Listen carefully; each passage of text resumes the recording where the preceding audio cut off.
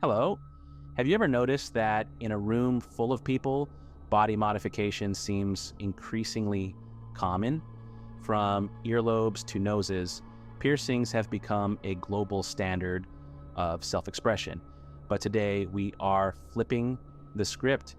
We are not looking at why people get piercings. Instead, we are exploring the psychology of those who don't. Why do some individuals feel a strong, innate resistance to altering their physical form? Is it fear? Is it conservatism? Or is it something much deeper rooted in their psychological makeup?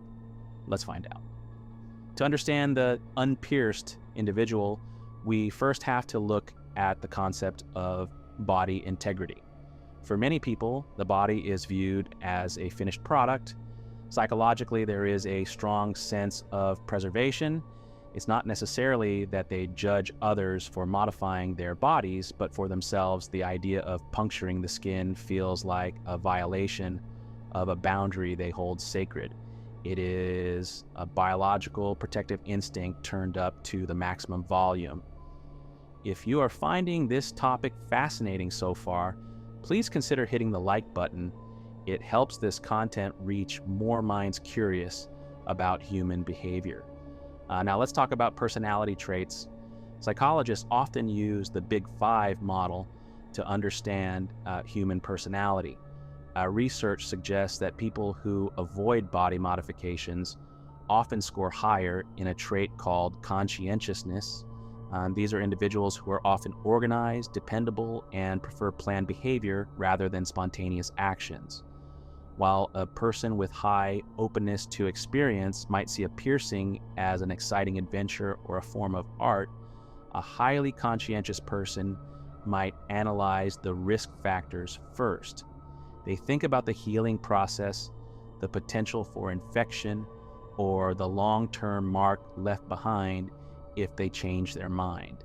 It is a calculation of risk versus reward, where the reward just doesn't justify the cost. However, we must be careful not to stereotype. Not having a piercing isn't just about being cautious. For some, it is actually a form of counterculture. Think about it. In a world where tattoos and piercings are now mainstream, having virgin skin or no metal in your body is becoming a rarity. Some people choose not to get pierced as a declaration of autonomy. They are signaling that they don't need to add anything to themselves to feel unique or complete. Their identity is anchored in their natural state. If you know someone who fits this description perfectly, maybe share this video with them. It might be an interesting conversation starter. Another fascinating psychological layer is sensory processing sensitivity. Some individuals are simply more sensitive to physical stimuli. The thought of a foreign object constantly touching their skin, the weight of jewelry, or the initial pain of the procedure is overwhelming for their nervous system. This isn't about a lack of bravery, it is about a heightened sensory awareness. For these people, physical comfort is a primary driver of their happiness, and a piercing introduces a variable of discomfort that they simply don't want to manage. We also cannot ignore the influence of environmental conditioning. Our psychology is deeply shaped by our upbringing and our professional goals. For some, the decision is pragmatic. They may work in industries that are historically conservative, or they may have been raised in environments where the natural body was heavily emphasized as the ideal.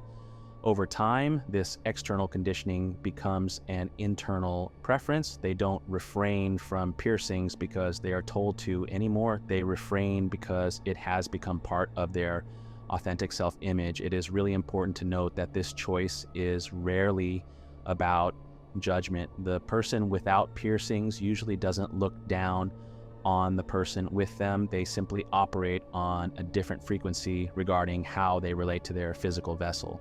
One views the body as a canvas to be painted and decorated. The other views the body as a temple to be preserved in its original architecture. Both are valid, both are beautiful.